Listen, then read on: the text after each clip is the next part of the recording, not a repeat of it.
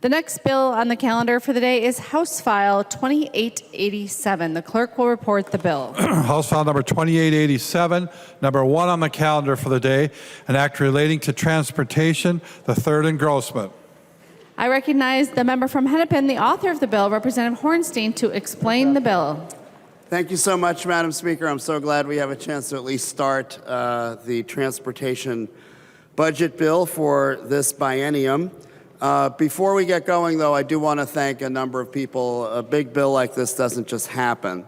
And so first and foremost, we have amazing nonpartisan staff that have helped everyone on both sides of the aisle.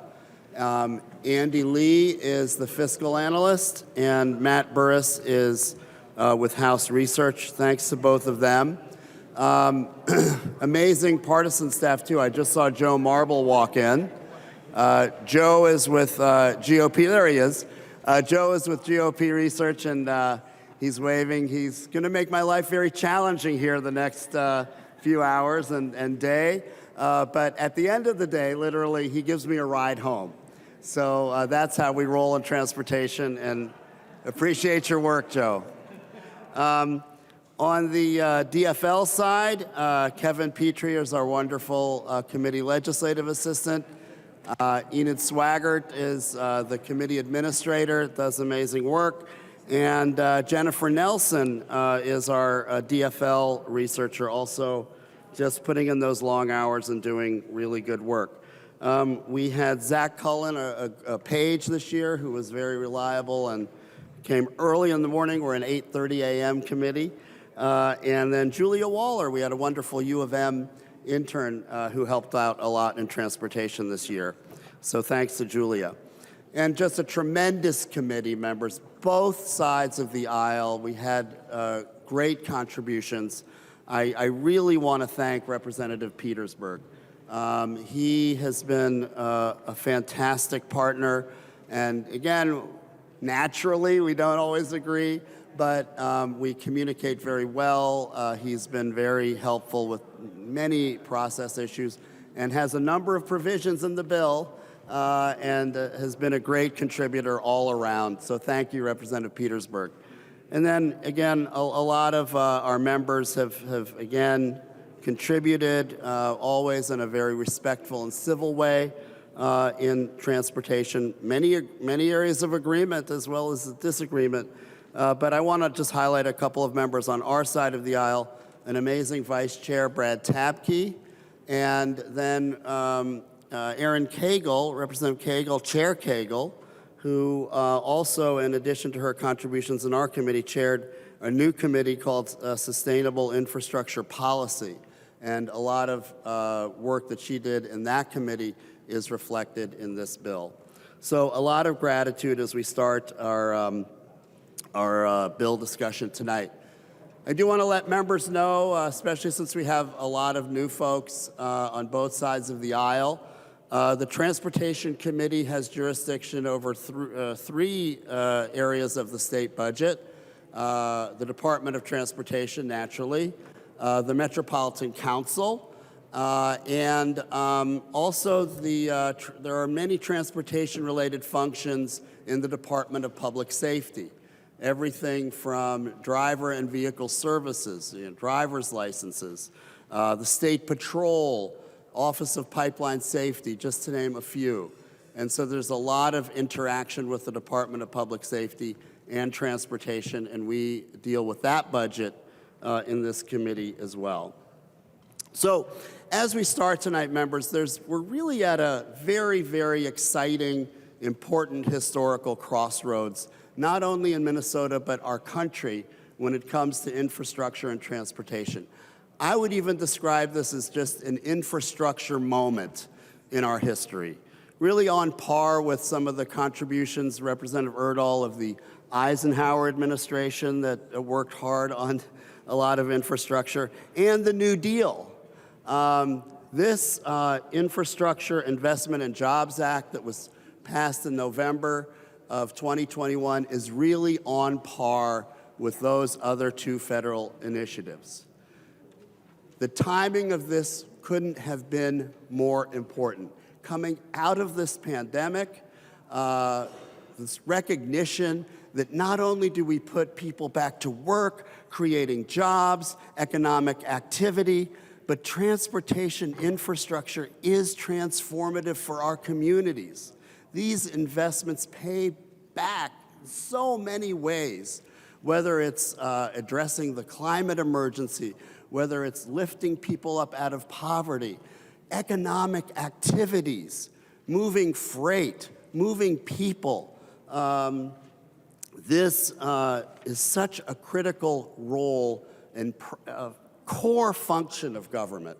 And so for so many reasons, this is the time, this is the moment, not only nationally, but here in Minnesota, to really step up and address our infrastructure needs. Unlike many other divisions in state government, transportation does not have a lot of general fund interface. And so the dedicated funds that are raised for transportation, we don't have a surplus. In fact, some of those funds are declining. We had a transportation funds forecast recently from MnDOT. The gas tax, which raises, is really the workhorse of our system, that's declining and forecast to continue to decline. We've had this discussion many times, and that is playing out.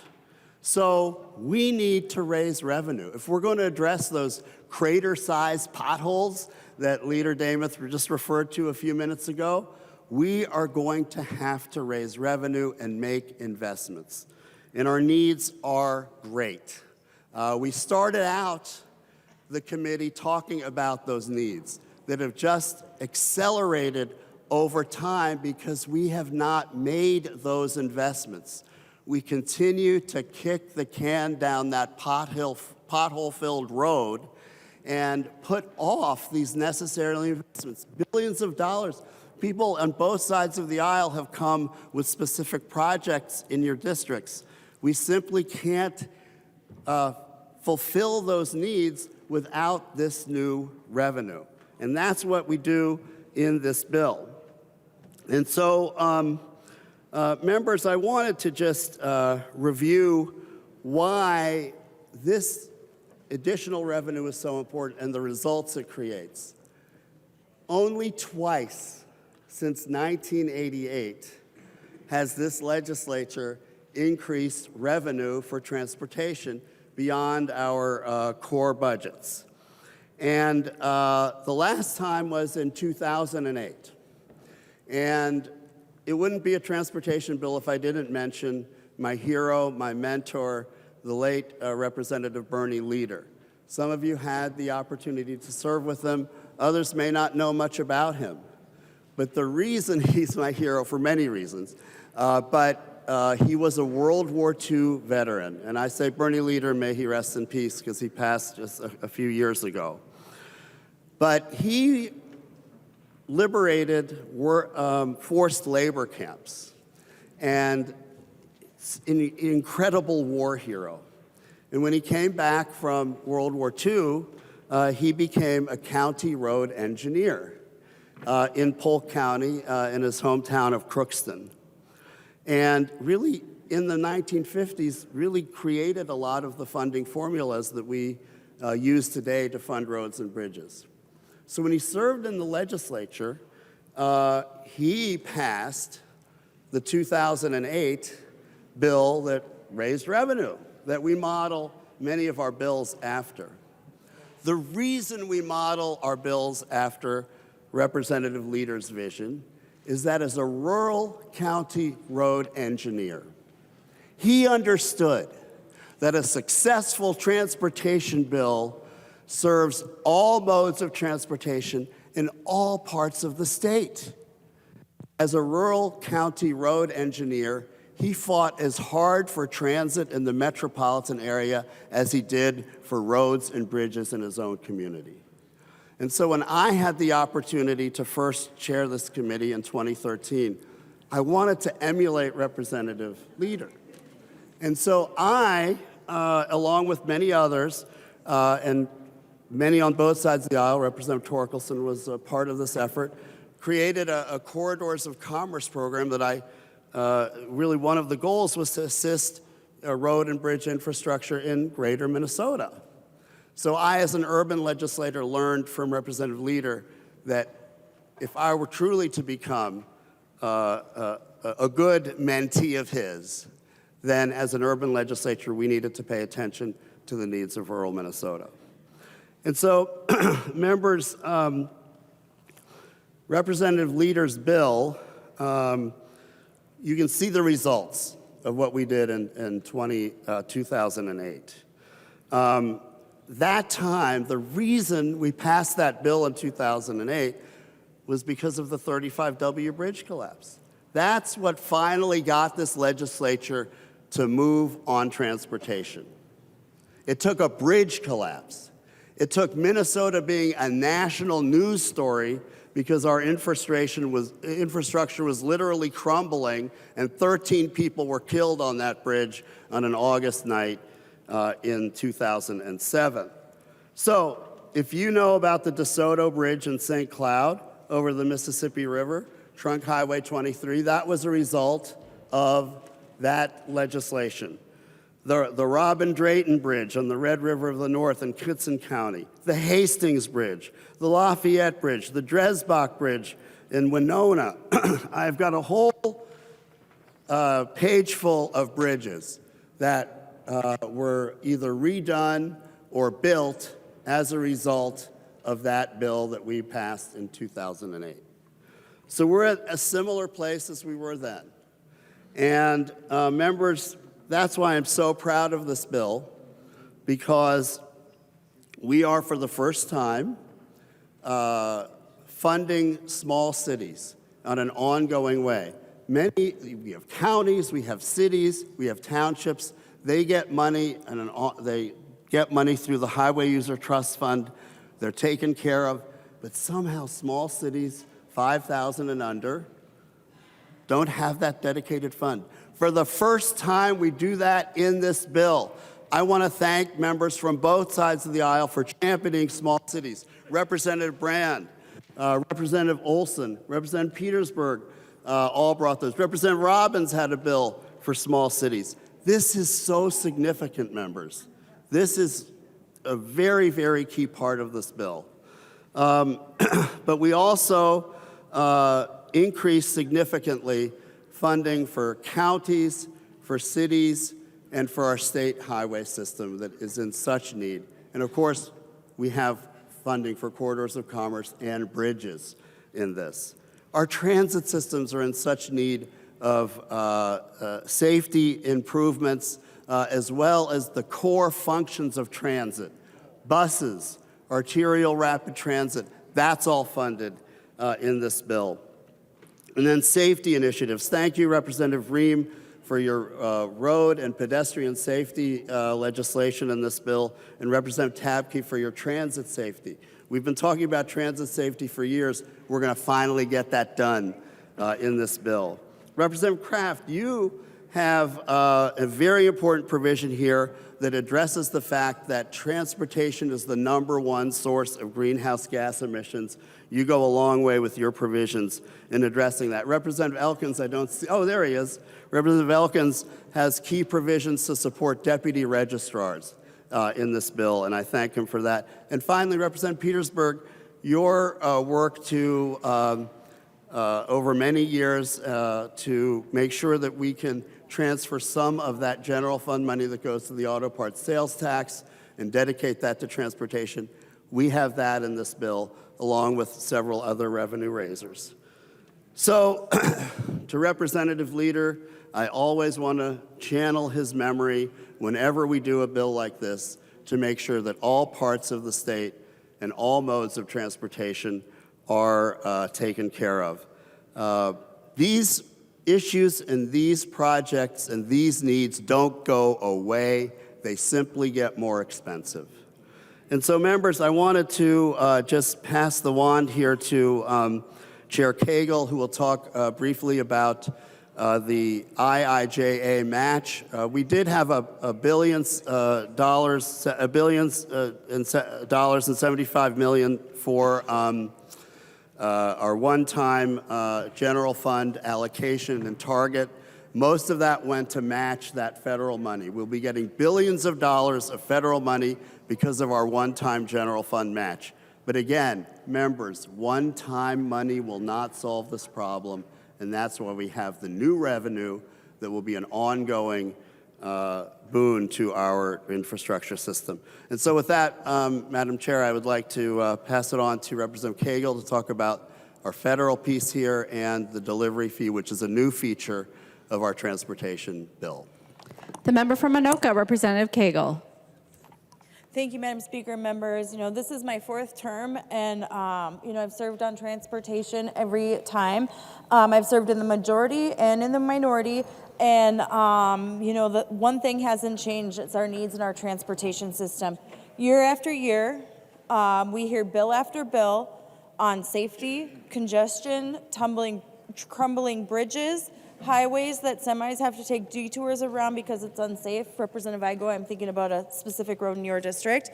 And so I just really want to, the pages are going to be handing these out. This is the report card that I want to draw your attention to, the report card that the pages are handing out. And, you know, the highest grade that we got on this report card is a B.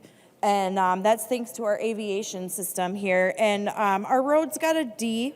Our bridges got a C, and you can see the rest of their grades here. And I know in taxes, Representative David said that D is a passing grade, but if I would have come home with a C average, I would have gotten grounded.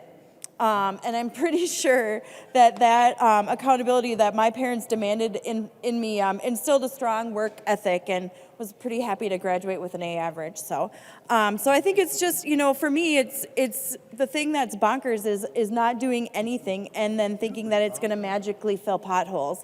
The Minnesota State Highway Investment Plan published in 2017 estimates that state roads are underfunded by $17.7 billion over the next 20 years. That's $835 million a year that we're underfunding our roads.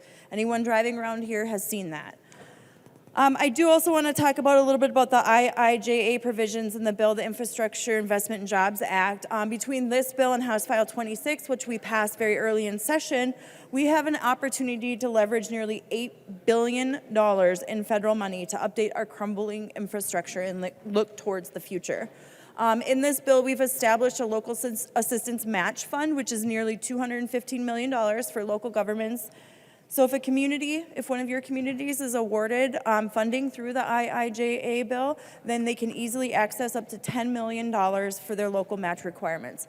And we're also helping communities across Minnesota by establishing grant programs to local governments that will help build capacity and develop infrastructure projects. And this is money that's going right into our local governments and through locally developed projects. So now let's get to the good stuff, the delivery fee.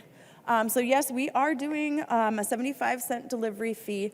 And one of the things that, you know, like I said, I've heard through my 4 terms here is the definite need in our transportation system. And year after year, we've come and tried to address this funding gap in our transportation system. We've tried to raise the gas tax. We've tried to index the gas tax. We've done the transfer of auto part sales tax. And none of that's going to fill that hole. And so we really need to start thinking about how are we going to make sure that we're not only maintaining the roads that we have, filling that $17 billion budget gap in the future, but thinking about how we're going to fund our roads into the future. We know that the gas tax revenue is declining, and so we really need to think about creative new ways to generate revenue. And so this 75-cent delivery fee is something that I think is kind of a little bit unique to the gas tax because it's something that you can actually control. You know, you can decide how many. This is something that it's not going to be per delivery. It's going to be per order. So you can bundle your packages. You can get everything delivered at one time during the week instead of just hitting the buy now, buy now, buy now, and having them all delivered in different orders. You can control this. There's also exemptions in this. So anything that is sales tax exempt except for clothing is also exempt from this delivery fee. So, and then this delivery fee also creates dedicated revenue sources into our small cities, into our town roads, into our large cities, and then also into HUTDF funding. But the really cool thing I think about this is it also gives stable and sustainable funding to organizations that are providing food support systems like Meals on Wheels. And so I'm actually really proud of this bill. I think it is a monumental piece of legislation that is going to do a lot of good. We're going to have lots of jobs out there on the roads, and I'm really hoping I can make it through this spring without popping another tire. So I really appreciate it. Thank you very much. There is an amendment at the desk. The clerk will report the amendment. Hornstein moves to amend House File Number 2887, the third engrossment. The amendment is coded A91. The member from Hennepin, Representative Hornstein. Thank you, Madam Speaker and members. This is an author's amendment, and the first 10 lines are just simply a technical correction that came to our attention from our nonpartisan staff. Relates to the allocation for townships. Section 7, the amendment to Section 7 really comes out of some discussions, what we heard in both committee and particularly in Ways and Means, looking at Representative Novotny, who had some really good suggestions about this study for St. Cloud Transit that are incorporated in here. And then finally, members, there are a couple of non-controversial policy provisions that we have related to truck weights that have been around for a couple of years. One is a provision from Representative Burkle, the other from Representative Lislegard. We wanted to get those out of the committee. They're on the general register, so they're incorporated in this author's amendment. And then finally, we have a provision that DVS, the Department of Public Safety wanted to have related to commercial vehicles and pipeline safety as it relates to some federal conformity. There was some urgency around that. They wanted that incorporated. So that's the author's amendment. I'd ask for your support. Any discussion on the author's amendment? The member from Anoka, Representative West. Thank you, Madam Chair. I just want to thank Chair Hornstein for including an amendment I was going to bring to this bill, but he included it in his author amendment, and that is studying the elimination of North Star Light Rail. There was a study already in the bill, but one thing that it did not look at was potentially eliminating the light rail project, because it has around 300 riders a day. 300 riders a day for a multi-million-dollar light rail project. It is losing money out the ears. We could buy each person who rides it a Mercedes E-Class, and they could drive that to work, and we could pay for their monthly parking wherever they work. So it's great that this is included in the bill, and I want to thank Chair Hornstein for making sure it happens. Any further discussion to the author's amendment? Seeing none, all those in favor, please say aye. Aye. Those opposed, please say no. The motion prevails. The amendment is adopted.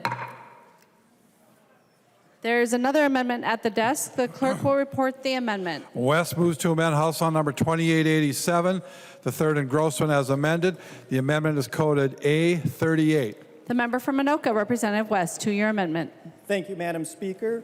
Currently in the bill, on page 10, line 11, it says $25 million in this fiscal year is dedicated to a trunk highway that contains at least 4 locations identified as high-priority intersections in an intersection conversion study in the last 10 years, and is on a trunk highway that proceeds through at least one county within and one county outside the Department of Transportation's Metropolitan District, and has funding committed from non-state sources. My amendment clarifies that. It replaces it by making a specific dedication to Highway 65. Highway 65 is the worst road in the state. I'll talk about it more later because it's late and I have another amendment that I'm sure we'll get to. But it is the worst road in the state. It averages an accident every other day.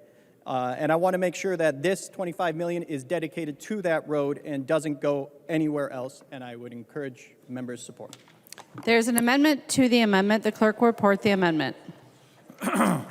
West is moving to amend his amendment to House Bill number 2887, the third engrossment as amended. The amendment to the amendment is coded A41. Representative West. Thank you, Madam Chair. With the anticipated acceptance of the underlying amendment, well, I guess I'll get it on the record.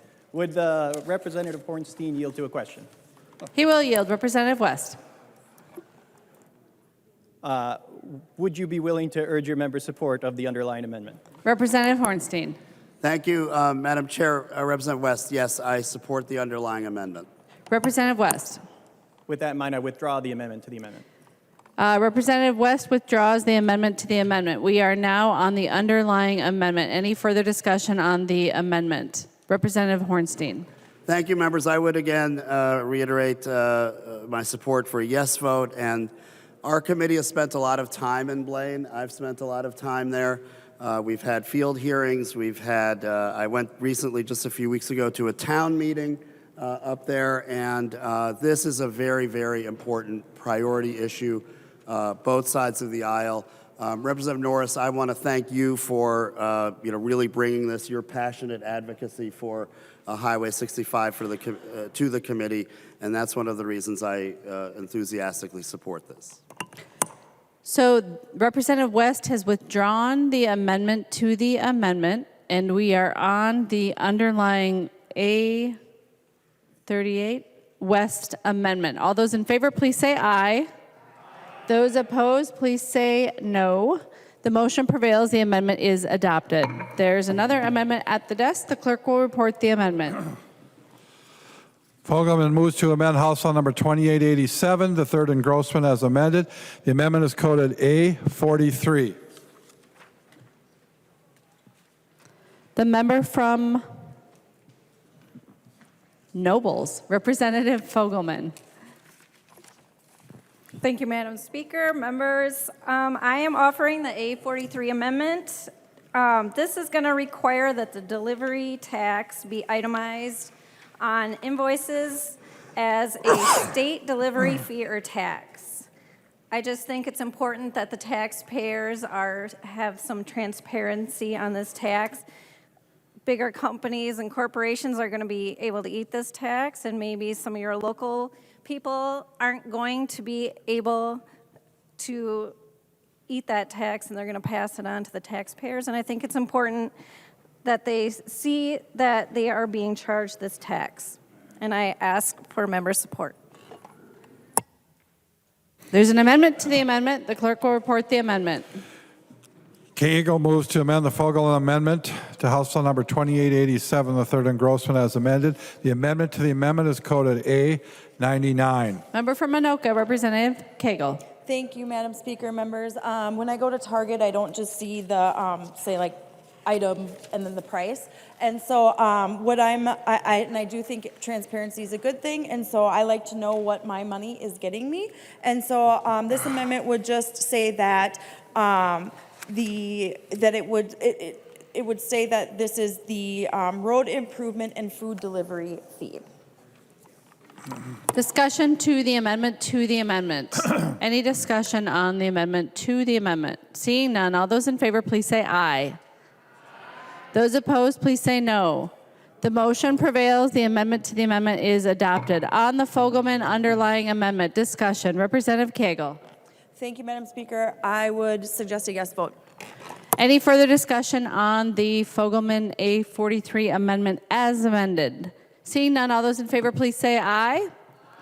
Those opposed, please say no. The motion is adopted. The motion prevails. The amendment is adopted. There is an amendment at the desk. The clerk will report the amendment. Fogelman moves to amend House Bill number 2887, the third engrossment as amended.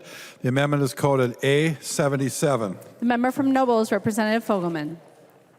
Thank you, Madam Speaker. Members, this amendment is being offered so that our seniors and SNAP recipients are exempt from this delivery fee.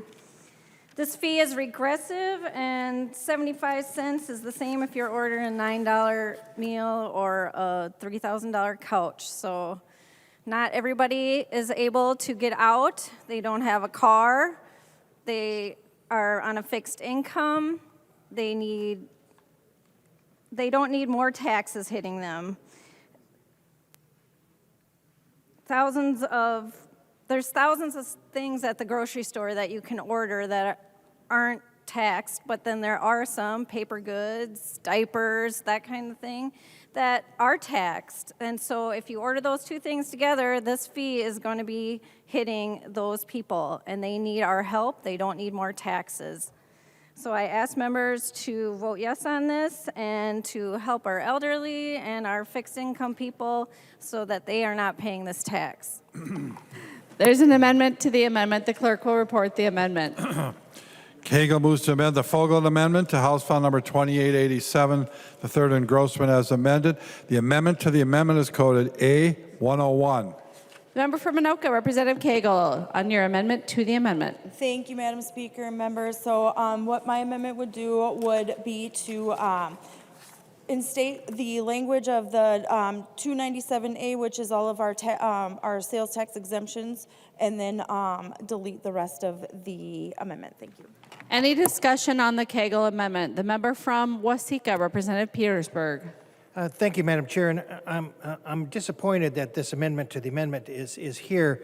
We understand that this 75-cent sale tax, delivery tax, is fairly regressive in that it hits our low-income and SNAP people the hardest.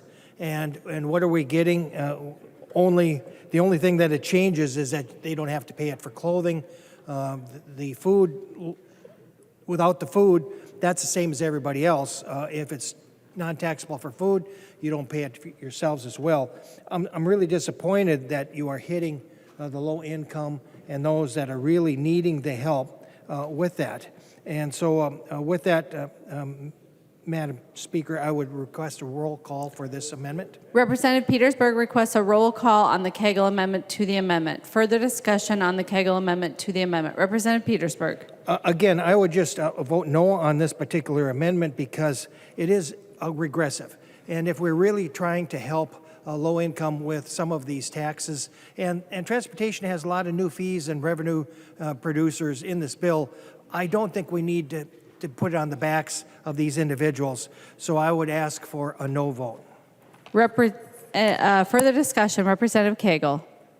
Thank you, Madam Speaker, members. So in the 297A.67 exemptions, there is actually in subdivision 3, SNAP. So they are already, it says tangible personal property purchase with supplemental nutritional assistance program benefits, coupons or vouchers issued by the federal government under the SNAP is exempt.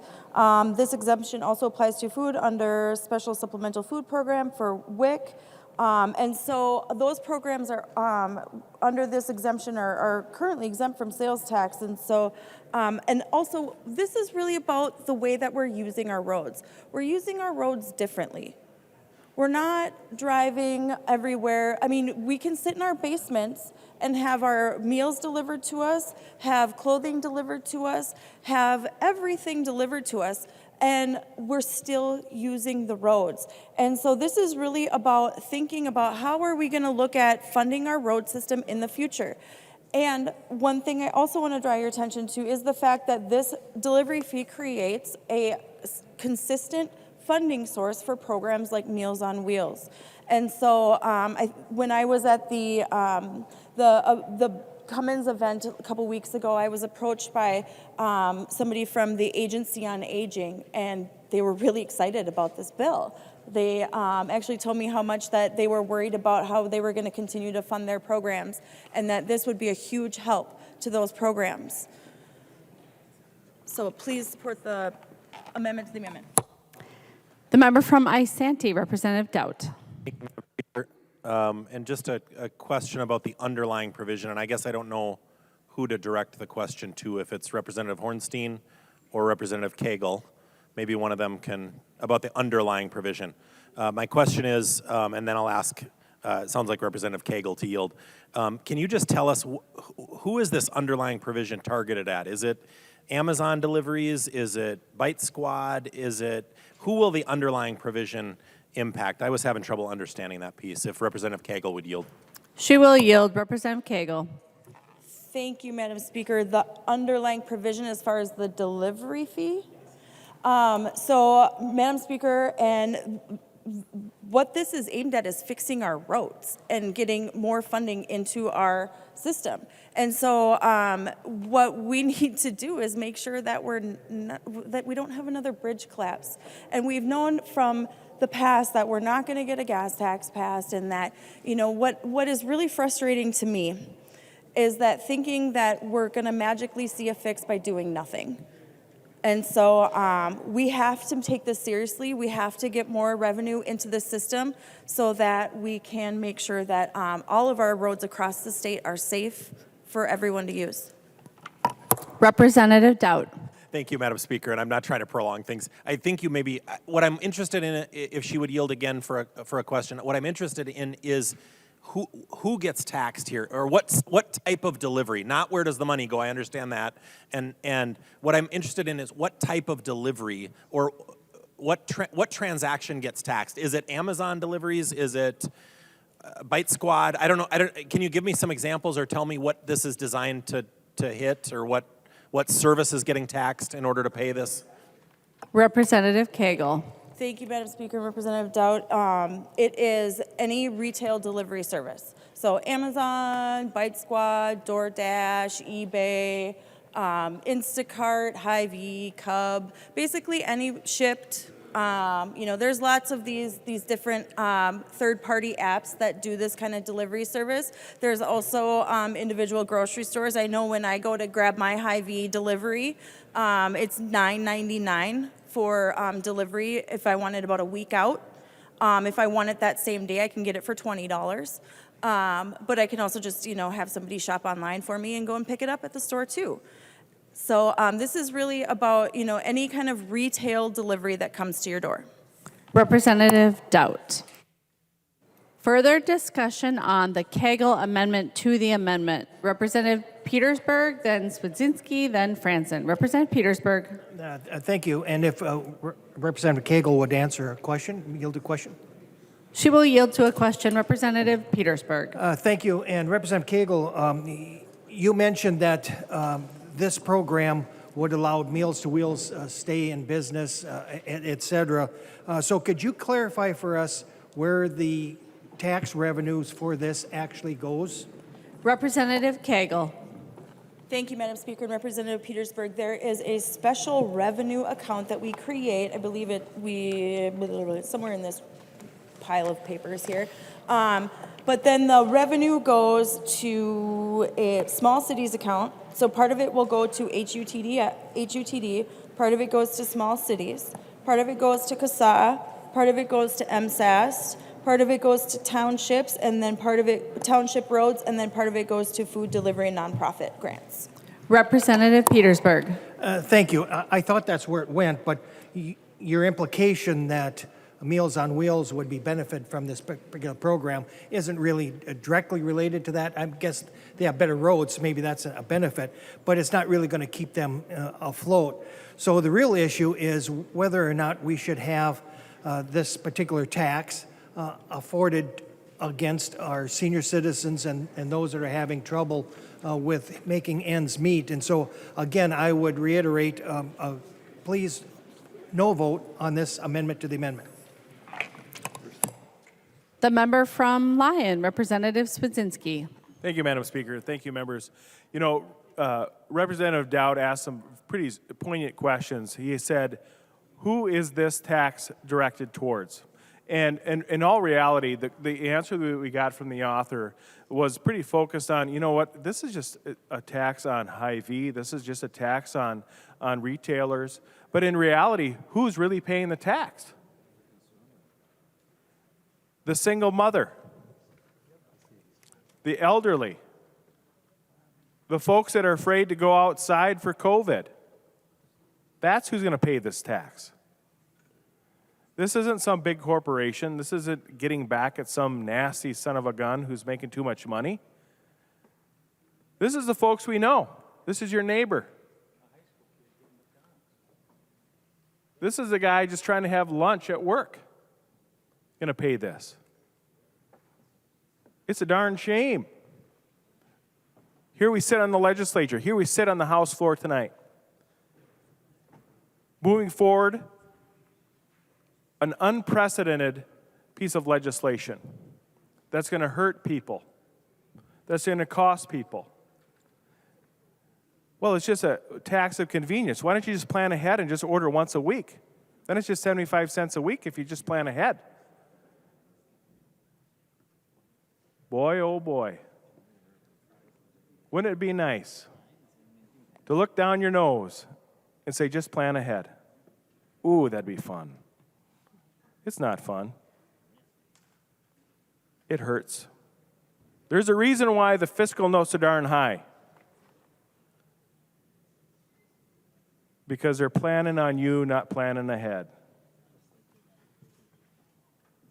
Representative Petersburg, thank you for standing strong against this. And Representative Fogelman, vote no. The member from Douglas, Representative Franson. Thank you, Madam Speaker and members. You know, so there's a lot of baloney going through this chamber this year. $17.5 billion surplus. And I want to remind the body that during the campaign year, Governor Walz promised $2,000 rebate checks. Okay?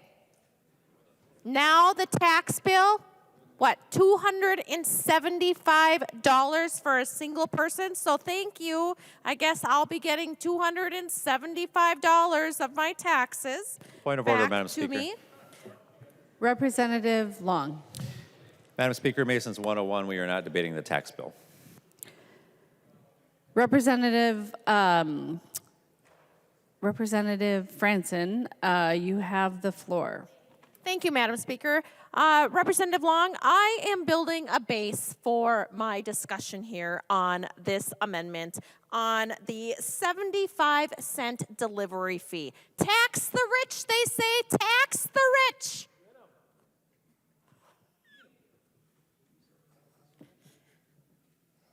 Well, guess what? We're all rich now. We're all rich. If you are on MFIP, you're rich. If you're on a diversionary work program, you're rich. Medical assistance, you're rich. General assistance, emergency general assistance, Minnesota supplemental aid, MSA emergency assistance, Minnesota Care supplemental security income, energy assistance, emergency assistance, supplemental nutrition assistance program, also known as SNAP. Earned income tax credit or Minnesota working family tax credit. I guess you're all rich. Because all the amendment, the Representative Fogelman amendment wants to do is exempt those individuals. We're not saying exempt the entire 75 cents. We're saying to exempt it from the poor. From the freaking poor. You should be ashamed of yourselves. I have a quote here from the author of the 75-cent delivery tax, where the author of this amazing tax the rich provision, a creative new way to generate revenue. A creative new way to generate revenue. Wow. If this is a creative new way to generate revenue, I can't wait to see what the majority party comes up with next. It's 75 cents today, and guess what? They're going to need some more freaking tax dollars 2 years from now when they bleed this state dry. And they're going to come back, and it's not going to be 75 cents anymore. It's going to be $5. No, I'm mad. Tax the rich. We're simply saying leave the poor alone. You should be ashamed of yourselves. Any further discussion on the Cagle amendment to the amendment? There is a roll call requested. Representative Fogelman. Thank you, Representative Franzen, for that. I am pretty disappointed in this amendment to the amendment. It essentially guts the amendment and just makes sure that the poor and seniors are paying this tax. When you don't have a car and you have to get a meal every day because you can't get out or you don't have any family around that can bring you anything, it adds up. You're paying $4,000 a month for assisted living maybe, and here you're gonna add another $273 a year to your fixed income that not everybody can afford. So instead of causing more and more pressure on these people that are already paying more for utilities and more for groceries, let's let them be exempt from this tax. Please vote no on the amendment to the amendment. The clerk will take the roll on the amendment to the amendment.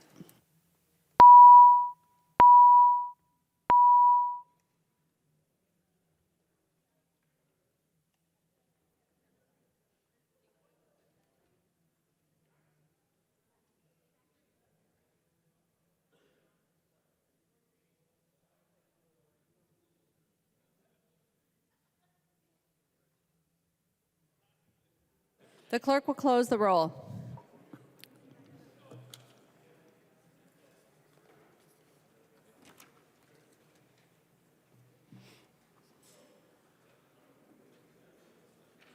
There being 70 ayes and 59 nays, the amendment to the amendment is adopted. We are on the Fogelman A77 as amended.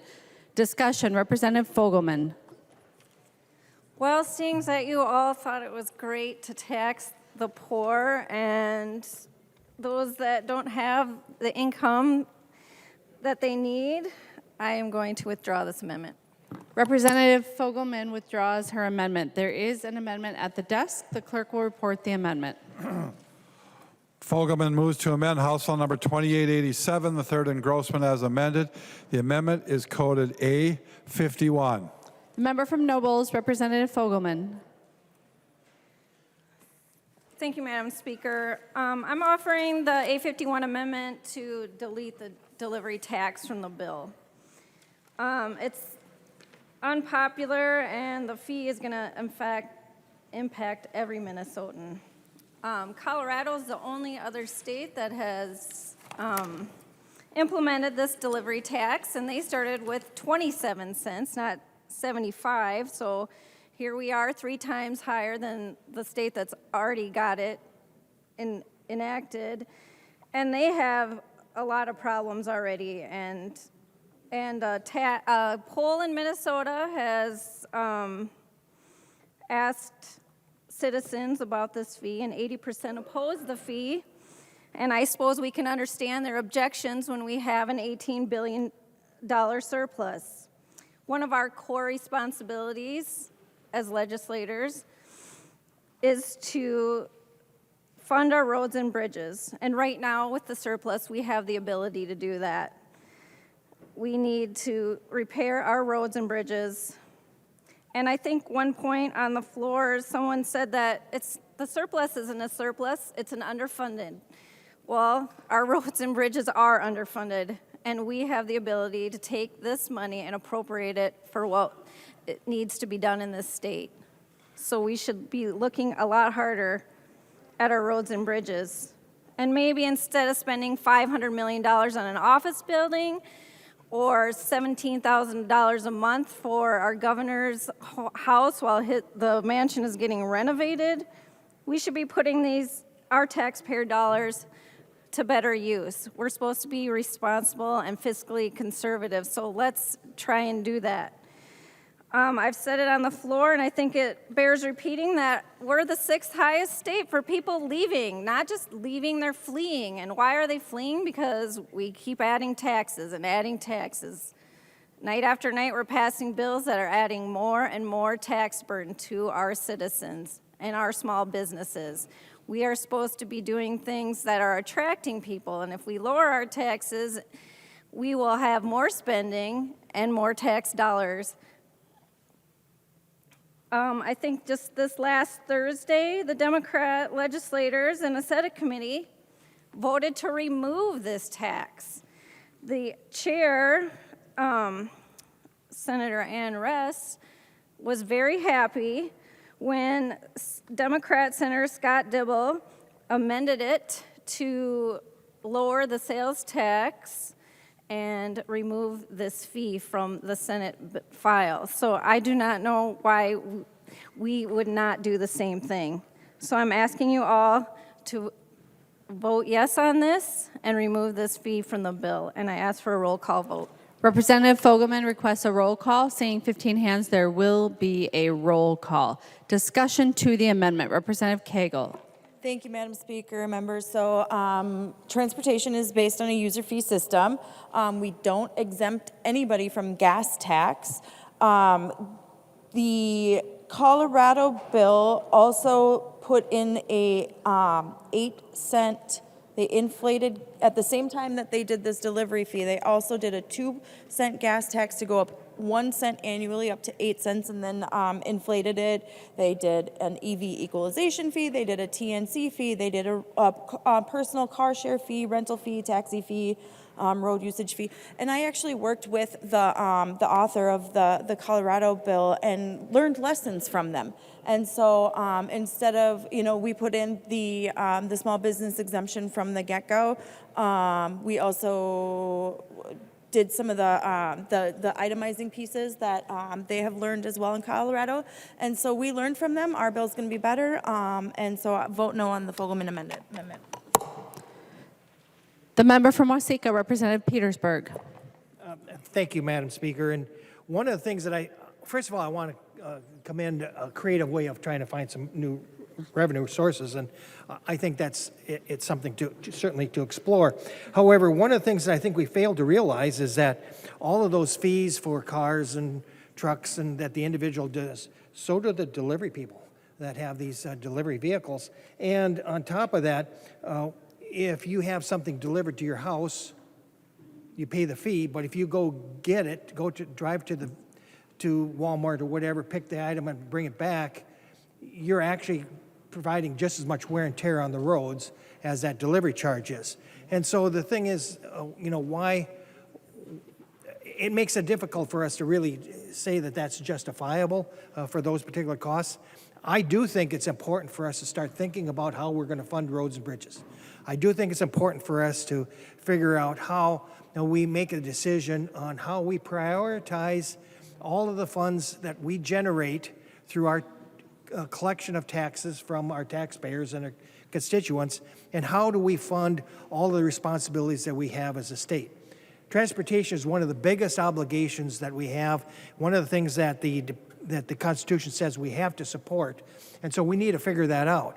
However, adding a tax, in some cases on top of a tax, is not the way to go. But this particular situation, these individuals that also have the delivery services, they're providing all the license fees and other, sometimes commercial fees are actually higher than individual fees for roads and bridges, license tabs, et cetera. So they're already paying part of that.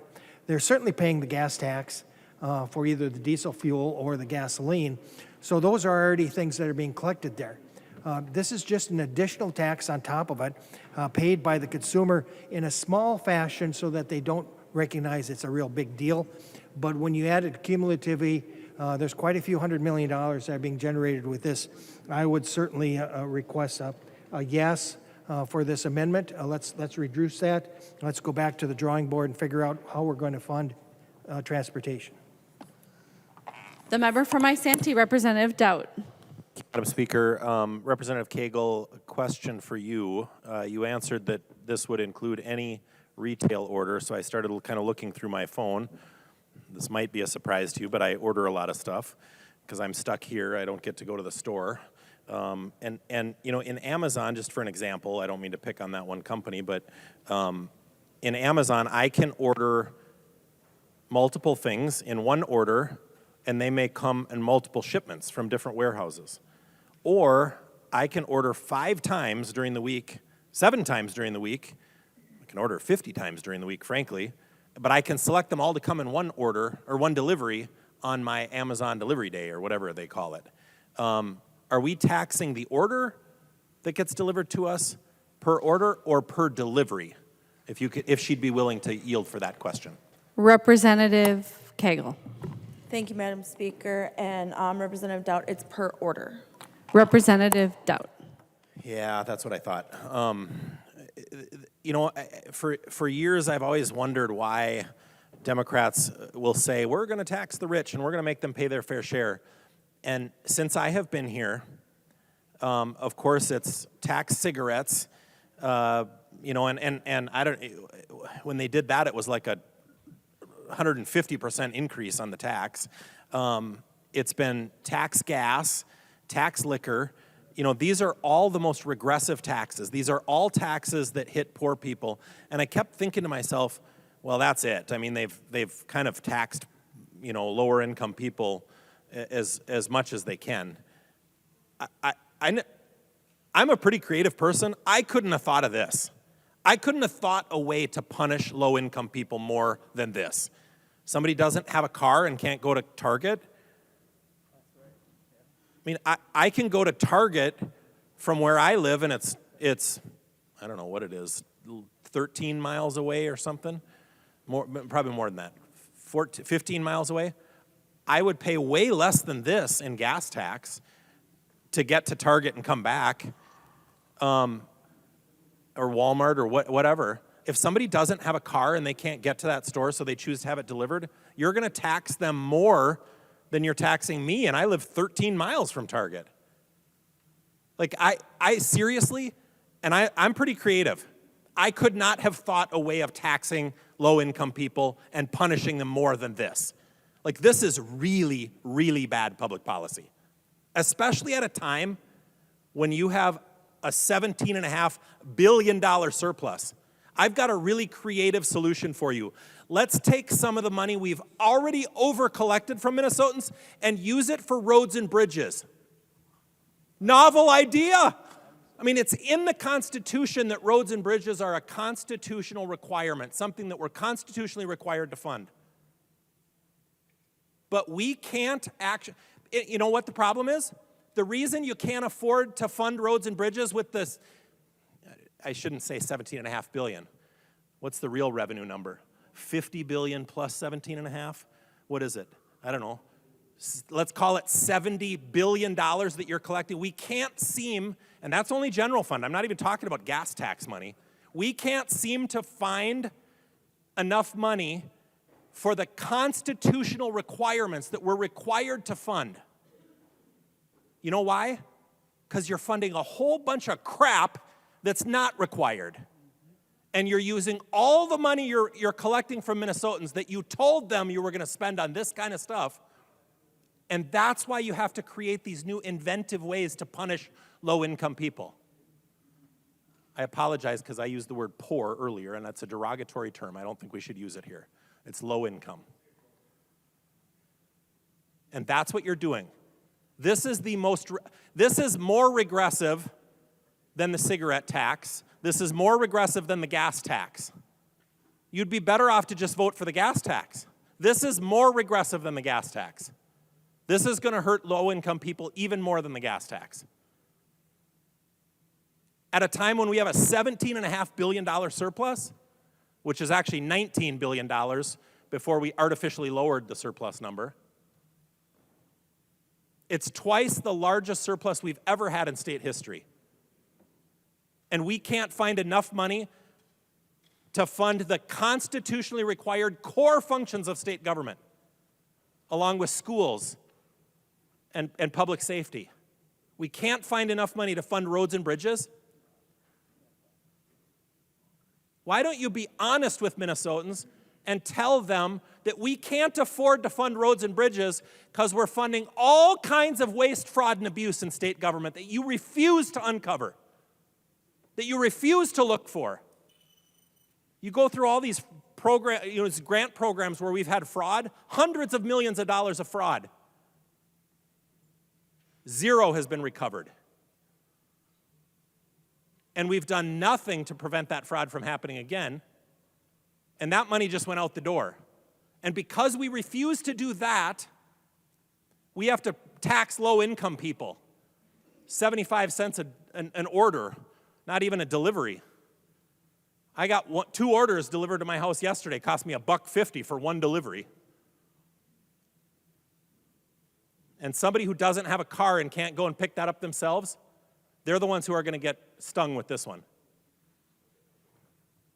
We should probably amend cigarettes and booze and gas tax into this too. We aren't taxing the wealthy here, we're taxing the low income. It's just at a time when we have a $17.5 billion surplus. This is your wake-up call. Do you hear me? This is it. Stop taxing low-income people. Stop taxing anybody. You're just driving people out of the state. That's why you hear numbers like we're the 6th highest state for people leaving the state. And yet you think this is such a destination. Everybody's going to want to come here because we're building trains. How's that working out for you? The only people that come here to ride a train are people that want to get robbed. You couldn't pay me to get on the train out here. Members, this is your wake-up call. This is your opportunity to remove this provision from the bill. 75 cents, you're going to tax low-income people. That's what you're doing. You're taxing low-income Minnesotans. The most regressive tax. I couldn't even have thought of this one. If somebody said to me, we really want to punish low-income people, how should we do it? I couldn't have thought of this. So good job. You really were creative. I hope you're proud of yourselves. Please, members, use this wake-up call to vote for this amendment and strip this out of the bill. You don't need the money. You do not need the money. This state is flush with cash. Please vote yes. Representative Swedzinski. Thank you, Madam Speaker. Would Representative Fogelman yield for a question? She will yield. Representative Swedzinski. Representative Fogelman, would you consider withdrawing your amendment so you don't save Democrats from themselves? Representative Fogelman. No, I'm not going to withdraw the amendment. Representative Swedzinski.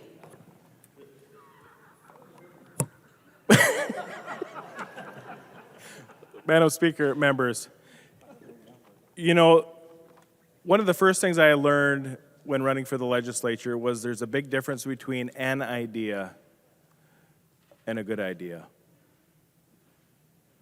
And there's a pretty bright line between the two. This idea is firmly on the side of an idea, not a good idea. DFL majority, as you sit and you ponder our fine representative from Southwest Minnesota's idea to help you out of a bind that you put yourself into. Think of your constituents. Think of the nation at whole that lies before you. Just learn from the folks that have forged ahead on an issue like this. Colorado, I think just 6 or 8 months ago, passed a provision fairly close to this, half the cost. Boondoggleville would be a kind word to call a bill and an idea like this. Boondoggle. If you would call, you know, I'm sure a lot of you either belong to ALEC or NCSL or another legislative organization where it's pretty easy. Just call them, email them, say, hey, what do you think of an idea like this? And I guarantee you, the legislators from Colorado would tell you, don't do it.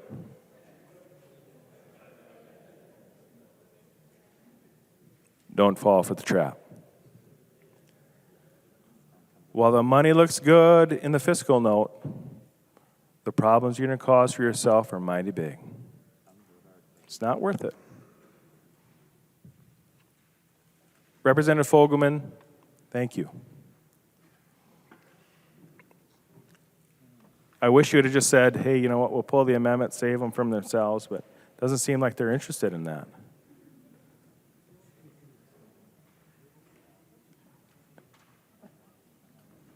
Folks, think of the grandmas. Think of the single mothers. Think of the folks that are just stuck at home because they're afraid of COVID. I mean, come on. Representative Dowd, would you yield for a question?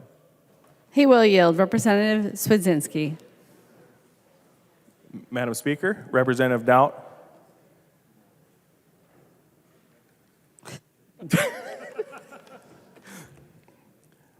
What do you think the best course of action would be tonight? Representative Dowd. Thank you, Madam Speaker, and thank you, Representative Swedzinski. Two things that I wanted to add very quickly. Number one, Representative Cagle, we do exempt people from the gas tax. We exempt farmers from the gas tax. And number two, this provision not only disproportionately impacts low-income people, but it disproportionately impacts folks that live in rural areas like ours. We all have to drive a lot further to get to a store. And because of that, we already pay more in gas tax. So having this provision, we're actually going to get hit harder than folks in the metro areas because we probably order stuff on Amazon because it's easier than some of our districts. People have to drive 30 or 40 miles to get to a big box store or more. So this is a big deal. Not only do low-income people, but to rural areas. And we do exempt farmers from the gas tax, so just to correct the record on that. Thank you, Representative Swedzinski. Representative Swedzinski. Thank you, Madam Speaker. Thank you, members. You know, one other thing before we have this vote tonight, I want you to think, have you had a large box store close because of product shrinkage in the last month or two? Have you had a business close because of product shrinkage? When those things happen, when a retailer closes in your community or files bankruptcy, that makes the product acquisition that much harder for your constituents. Brooklyn Center just closed a Walmart because of product shrinkage. Look it up when I say product shrinkage, what that means for a business. This tax that you're going to put on your constituents will adversely affect their ability to thrive and provide for the people that they love. Don't put government ahead of those families. Vote for Representative Fogelman since she won't save you from yourselves. Thank you. The clerk will take the roll on the amendment.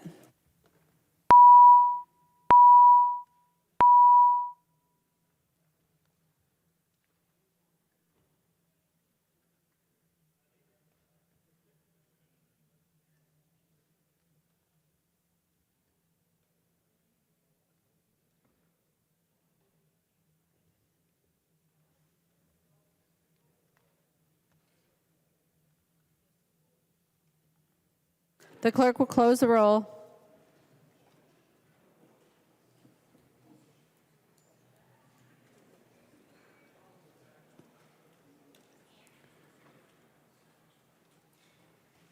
There being 62 ayes and 67 nays, the motion does not prevail. The amendment is not adopted. Representative Long. Madam Speaker, I move that House File number 2887 be laid on the table. Representative Long moves that House File 2887 be laid on the table. All those in favor, please say aye. Aye. Those opposed, please say no. The motion prevails. House File 2887 is laid on the table.